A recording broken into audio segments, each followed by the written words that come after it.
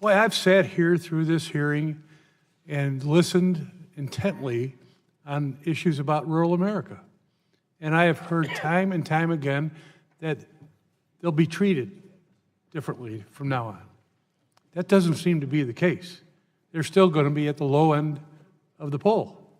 They're going to be down there with lack of ability to compete, lack of ability to make sure the families of rural America have the health care necessary through telemedicine, the need for our businesses to be able to expand and economic development to expand, and all of a sudden we're back to the same old thing.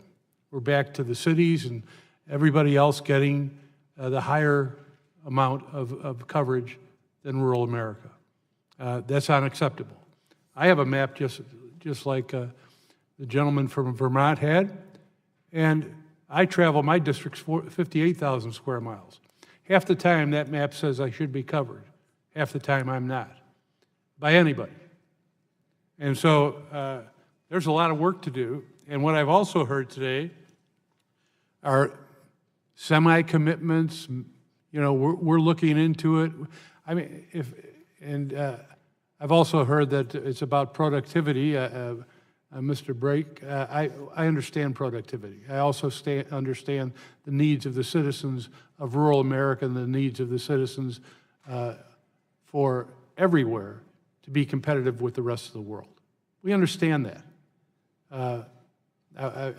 But I really am concerned with the type of information I heard today. Mr. Legere, and you've indicated very much that on the Lifeline and Tribal Lifeline program, that are you committed? Are you going to ensure? Or are you going to guarantee that those programs will be completed and stay? And how are you going to do that? What is the plan, the real plan, of how, and be specific as you can? Yeah, sir, thank you very much, and appreciate your patience. On Lifeline, it's very clear, Sprint is a big provider of Lifeline services, and we will honor their commitments and move forward providing Lifeline in the fashion that they do. And the 5G capabilities that we have will make us an even better Lifeline provider.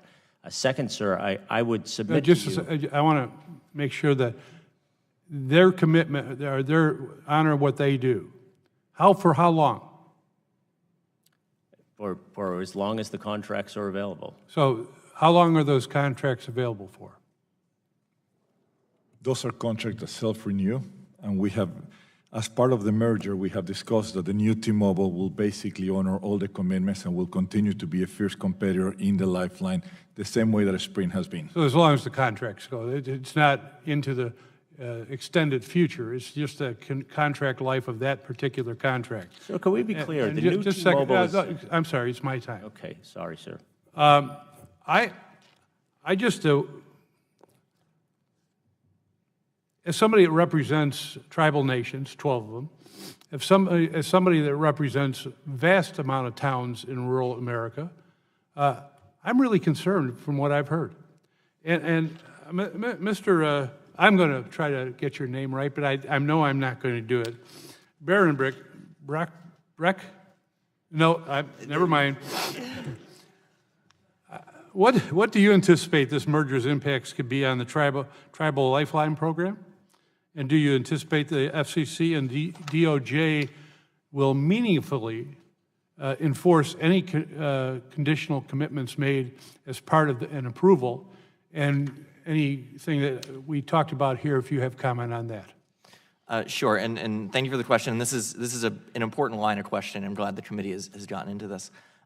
So, as you know, tribal lands are some of the most underserved areas of the country. Facilities-based providers often provide wholesale service to resellers that serve the tribal Lifeline marketplace. One big concern in this merger that we've talked about here is we're consolidating that that wholesale marketplace under only 3 providers who have fewer incentives to provide low-cost wholesale access. And Carrie, Ms. Bennett has spoken to this a little bit.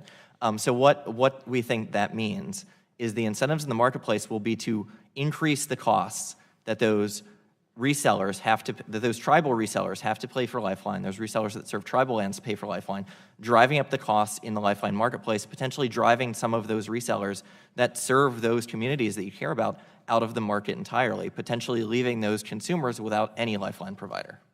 Thank you, and thank you, Mr. Chairman.